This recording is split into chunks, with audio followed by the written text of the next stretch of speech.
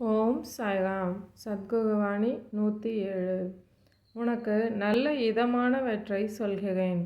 சாந்தியை உண்டாக்கும் மார்க்கத்தை சொல்கிறேன். என் வார்த்தைகளின் மேல் விசுவாசம் வைத்து அந்த மார்க்கத்தை பின்பற்றுங்கள். எப்போது எது கிடைக்கிறதோ அதை ஏற்றுக்கொள்ளுங்கள். இருப்பவற்றுடனேயே எப்போதும் நித்தியமான திருப்தி அடைந்து இருங்கள். எப்போதும் எதை பற்றியும் கவலை கொள்ளாதீர்கள். என்னை பாருங்கள், நான் ஒரு ஃபக்கீர். எனக்கு வீடு, வாசல், குடும்பம் எதுவும் இல்லை. இருக்கும் இடத்தின் மேல் பற்றும் இல்லை. பௌதீக உலக விஷயங்களை தியாகம் செய்து கவலையின்றி நான் இருக்கிறேன். ஆனாலும் மாயை என்னை விடவில்லை. அது என்னையும் அடிக்கடி கஷ்டப்படுத்தி கொண்டிருக்கும்.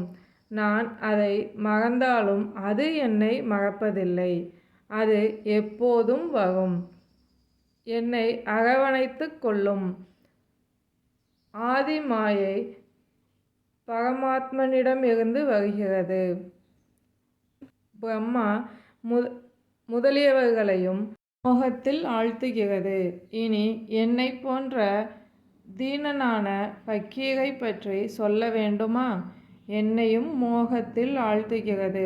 இறைவனின் கருணை மாத்திரமே அதன் பந்தங்களில் இருந்து காப்பாற்ற முடியும்.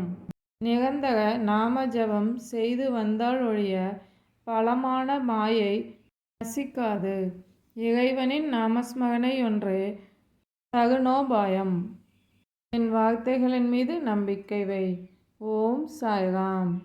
இந்த வாணிக்கான கேள்வி: இறைவனின் கருணை மாத்திரமே அதன் பந்தத்திலிருந்து காப்பாற்ற முடியும்.